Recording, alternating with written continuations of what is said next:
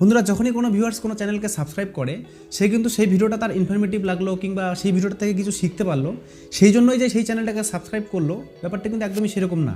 একজন ভিউয়ার্স তখনই আপনার চ্যানেলটাকে সাবস্ক্রাইব করবে যখন আপনার ভিডিওগুলো তার মন থেকে ভালো লাগবে। হতে পারে আপনার কথা বলার স্টাইল তার ভালো লাগে, হতে পারে আপনার ভয়েসটা তার ভালো লাগে, কিংবা আপনার প্রেজেন্টেশনটা তার ভালো লাগে।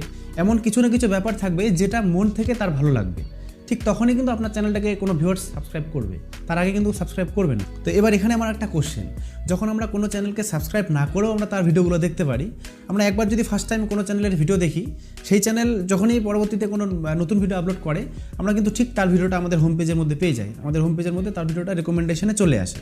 তাহলে আমরা সেই চ্যানেলটাকে সাবস্ক্রাইব করবোই বা কেন?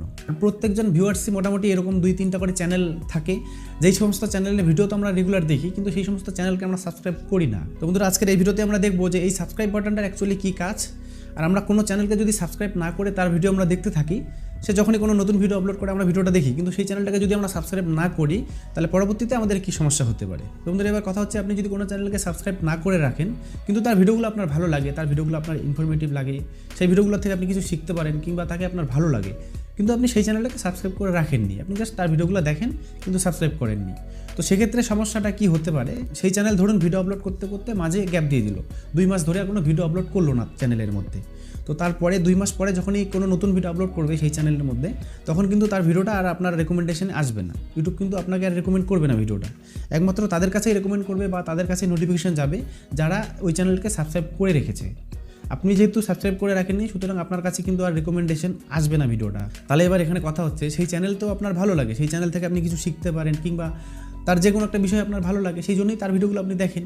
কিন্তু এবার যদি কথা হচ্ছে, আপনি যদি সেই চ্যানেলটাকে সাবস্ক্রাইব না করে রাখেন, তাহলে হতে পারে এরকম কোনো দিন আসলো সেই চ্যানেলে 2 মাস কন্টিনিউ ভিডিও আপলোড করলো না কিংবা 6 মাস ভিডিও আপলোড করলো না, তারপরে তো আর তার ভিডিওগুলো আপনি দেখতে পারবেন না।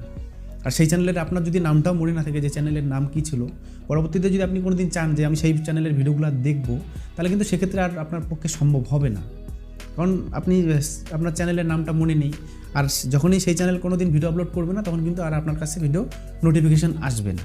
তো সেই জন্যই বন্ধুরা আমার পার্সোনালি মনে হয় যে যেই সমস্ত চ্যানেল থেকে আমরা কিছু শিখতে পারি, যে সমস্ত চ্যানেলের ভিডিওগুলো ইনফরমেটিভ, সেগুলোর থেকে কিছু শেখা যায় লাইফে, সেই সমস্ত চ্যানেলকে আমাদের অবশ্যই সাবস্ক্রাইব করে রাখা উচিত।